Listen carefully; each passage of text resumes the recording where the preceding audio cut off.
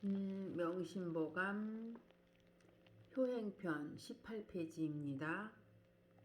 이 효도 효자는 늙을 노자에다가 아들 자자를 써서 늙은 부모를 아들이 업고 간다 해서 나온 글자예요. 시의 왈 부에 생아 하시고 모해 구가 하시니 애애 부모여 생아 구로셨다 욕보 시문인데 호천 망극이로다. 효행편 시의 말 그러면 시경을 이야기해요. 시경은 공자께서 정리정돈을 하신 건데 311편이라고 하죠. 근데 네 글자씩 되어 있습니다. 노래 가사예요.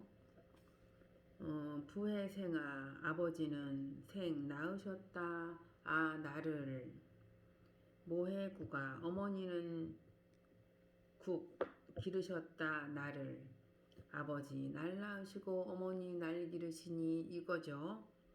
애애 부모여 생아 구로셨다 슬프고 슬프도다 부모여 날 낳으시고 기르시느라고 수고하고 애쓰셨도다.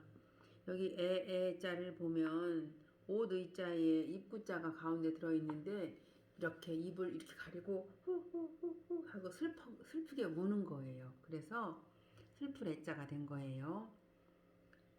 나를 낳고 기르시느라고 수고하고 애쓰셨다. 욕보 시문인데 욕자 같은 경우 욕보 시문인데 하고자 할 욕자 뭐뭐 하고 싶다.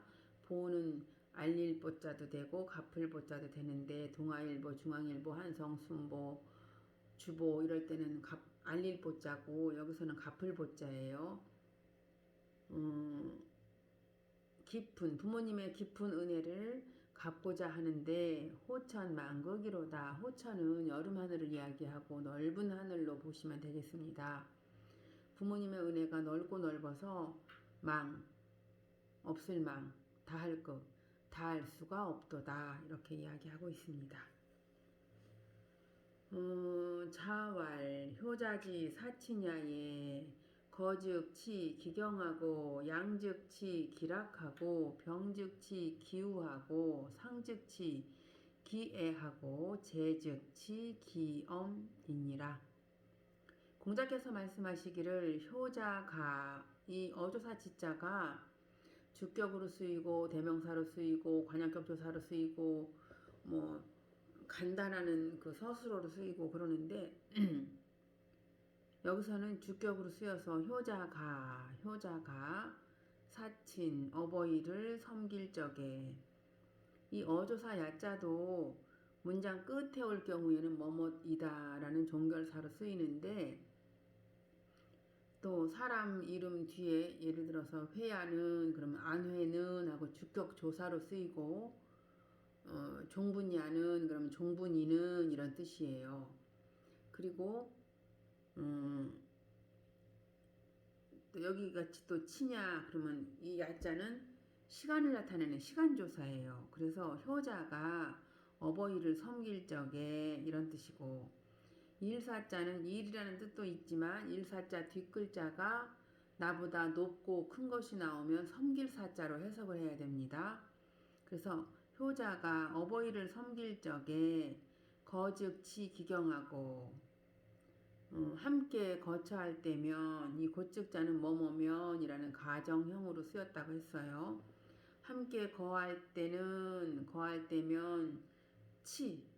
끝까지 다 한다. 기경 그 공경을 끝까지 다 하고 양즉치 기락하고 봉양을 할 때면 그 즐거움을 다하고 부모님이 즐거워하는 일을 한다고 해요. 초나라의 그 노래 잘하는 사람은 나이가 한 60, 70 돼서도 색동 옷을 입고 춤을 추고 그랬대요.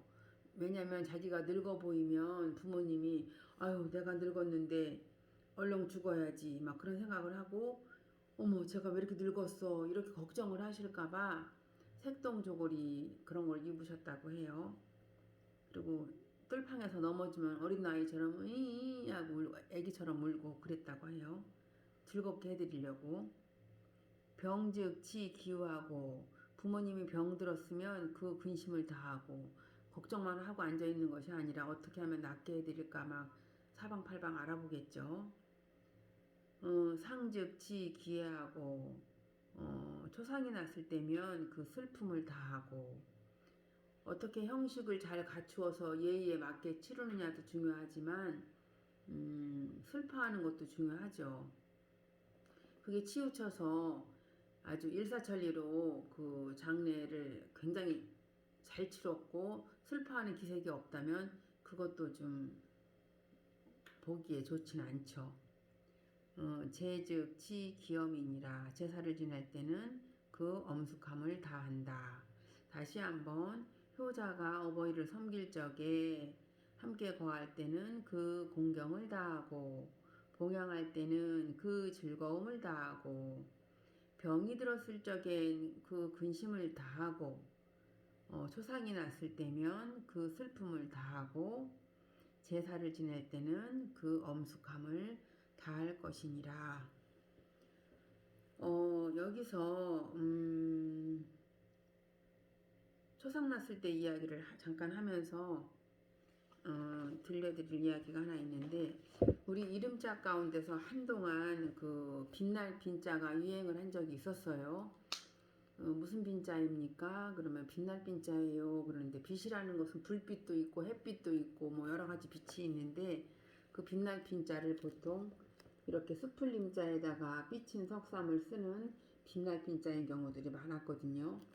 그런데 이 빛이라는 것은 어떤 빛이냐면 우리가 어둠 속에 어둠이 있을 적에 별이 빛나는 것이 더 빛나죠. 그런 것처럼 숲속에 들어갔을 때 나무 그늘이 이렇게 다 져 있는데 그 사이사이 나무 사이사이를 투과된 그 빛은 그늘과 섞여서 아롱아롱 하거든요. 굉장히 더 맑고 더 강렬한 빛을 갖고 있어요. 근데도 그림자와 빛이 아롱아롱 어울리면서 적절하게 알맞은 그 빛을 빛날 비늘 써요. 이게 지금 그러니까 조금 전에 말씀드렸던 것처럼 초상이 났을 때 손님이 와도 너무 슬퍼하느라고 손님을 와도 맞이를 못하고 막 기절해 있고 진행도 막 못하고 그러면 그것도 또 문제가 되거든요. 슬픔과 어떤 형식이라든가 예법 그런 것들이 굉장히 조화롭게 알맞은 것을 갖다가 뭐라고 하냐면 문질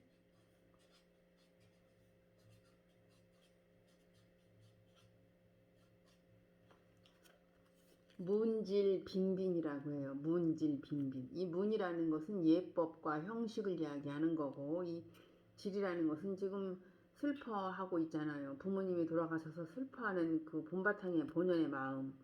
요거는 두 개가 알맞게 섞인 그런 상태를 빈이라고 해요. 숲속의 그림자와 햇빛이 요건 무늬를 뜻하는 부스인데 그림자와 햇빛이 알맞게 조화로운 것을 빛날 빈자를 써서 문질 빈빈하면 예법과 형식 그 다음에 슬픔이 알맞게 어우러진 상태를 갖다가 문질 빈빈이라고 합니다. 그리고 초상집에 가서 호상이라는 말은 하지 않아야 될 말이에요. 절대적으로 육신적으로 뵐 수 없고 만질 수 없는데 어떻게 그게 호상이겠어요. 상주 앞에서 호상이란 말은 쓰면 안 되고 그리고 또 가서 보면 아주 오랜만에 10년 20년 만에 만난 동창들도 만나게 될 경우에 반갑기는 하지만 야 오랜만이다 어쩌고저쩌고 하면서 동창 모임처럼 그렇게 즐겁게 희희낙낙거리는 것도 좀 주의를 해야 되겠지요. 그리고 예전에는 효자한테 내렸던 상이 있었었는데 그 기준들이 보면 단지라고 해서 그 손가락을 이렇게 깨물어서 피를 이렇게 들이면 그 숨 넘어가기 전에 막 이렇게 들이고 그러면 그 위급한 상황을 좀 넘긴다고 그래요. 안 해봐서 모르겠지만 그렇게 단지를 여러 번 해서 부모님을 살렸다든가 아니면 할고라고 해서 허벅지 다리를 베어서 수육을 해드린다든가, 고기가 없어서 그렇게 해드린다든가, 또 상분이라고 해서 맞벌 상자에다 똥분자, 병원에 갈 수가 없으니까 이렇게 부모님의 똥을 이렇게 맛을 보고, 맞벌 상자니까 똥분자에 그렇게 맛이 쓰면은 기뻐하고 죽을 병이 아니구나, 맛이 달큰하면은 걱정을 하고 이렇게 했다고 해요. 근데 지금 생각해보면 뭐 그런 기준이 다 있나.